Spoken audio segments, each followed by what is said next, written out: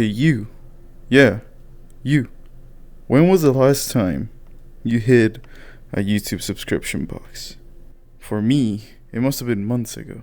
You remember the YouTube subscription box? This very important thing back in the day.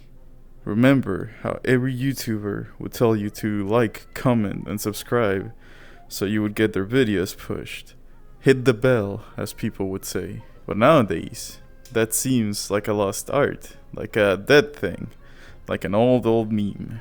I don't remember the last time I did it. If a video isn't in my recommended, I usually don't find the video unless I personally go out to find it, like an ASMR video. But apparently I'm not alone with this. Apparently people, if a video doesn't get into people's home feed, like the first 4 or 5 videos, then the video will just not get recommended. Also, the camera's a little tilted, let me fix that. I was listening to Trash Taste, and in Trash Taste, they agree that if a YouTube video isn't on the first 4 scrolls, then it's not worth to keep scrolling.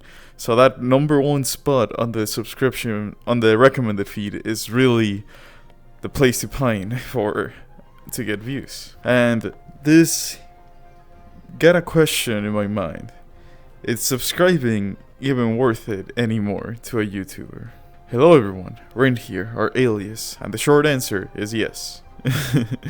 The reason being that subscribing to a YouTube channel lets YouTube know that you like that person and you like that type of videos, so your recommended will get improved. Wild, isn't it, that biggest reason you should subscribe to someone is so that you can get their videos on the recommended tab, not their videos on the subscription box. And back in the day, people were mad that this happened. People were mad that instead of the YouTube app opening on the subscription box, the YouTube app opened on the home tab. But now it's completely flipped. It's completely normal. People now go to the recommended tab to see what they're gonna see. And if they don't see anything that appetizes them on the recommended tab, they just refresh the page so they get a whole new set of suggestions to watch. Not only that, another place to pine is the video right under this or right on top of that. I don't know how you have your YouTube set up. The video that's gonna get recommended right after this one. That's the next best place to be. You lost the recommendation tab. Maybe you can win the videos recommendation tab. Because maybe your video similar enough to this one. So if subscribing only to get recommended and not to get the videos on the subscription box dead, no.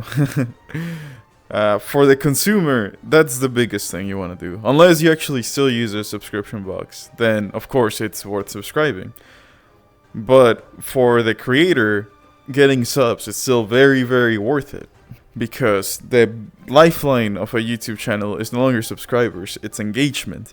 And the way you engage with a YouTuber is by commenting, and subscribing.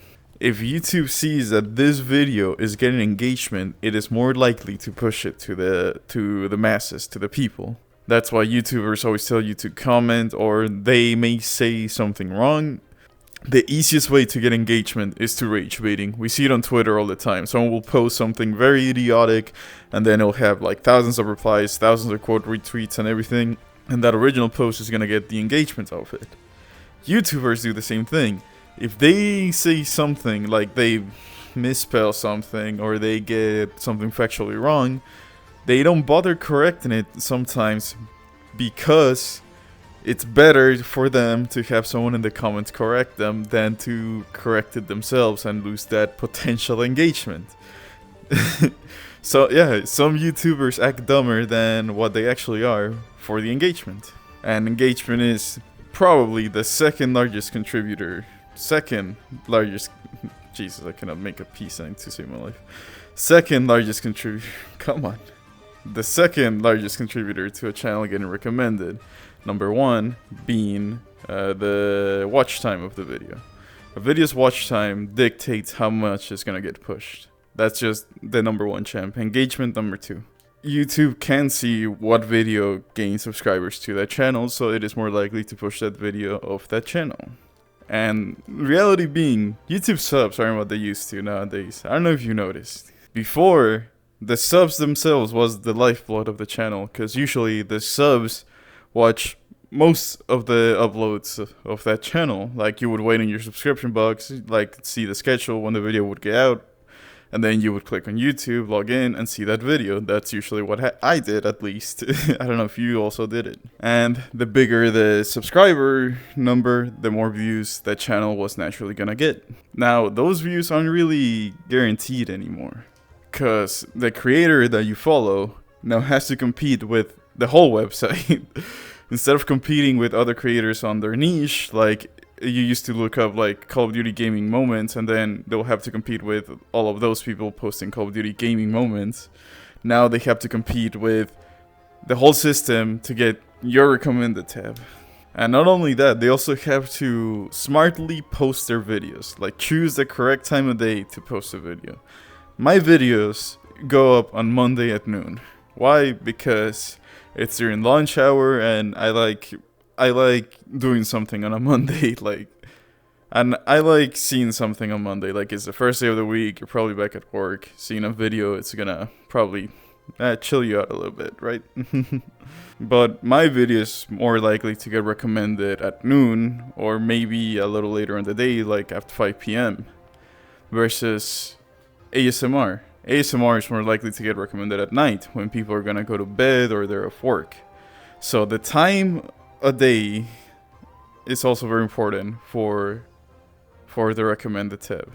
All of these channels that I see in my recommendation, because I do click on the channels if I like the content enough, and I subscribe, of course I do. And these channel sub boxes do not match their views. I've seen channels with like 20k subs around that big of a channel have their videos consistently get over 30,000 views. And of course, that is not correct. Like, it doesn't correlate. The subscription box should be larger than the view count. But I've also seen the opposite, where a channel with millions of subscribers, their videos have a lot less views than they should. And it's simply because YouTube doesn't push the channel with the big number out anymore. Because they're doing something wrong. What are they doing wrong? Who knows? No one can crack the YouTube algorithm. But it's not all doom and gloom with the subscription box. You being subscribed to a channel, especially a smaller channel, will help that channel immensely. Like, more than you can ever imagine. Because of the engagement, and because YouTube sees that maybe this channel is worth pushing to the recommended tab. So, in short, subscribing isn't really dead, it's just nerfed. It's not as good as they used to be, and that's just a tragic reality. So yes, this has been all. This has been Ren, or Alias. Bye bye.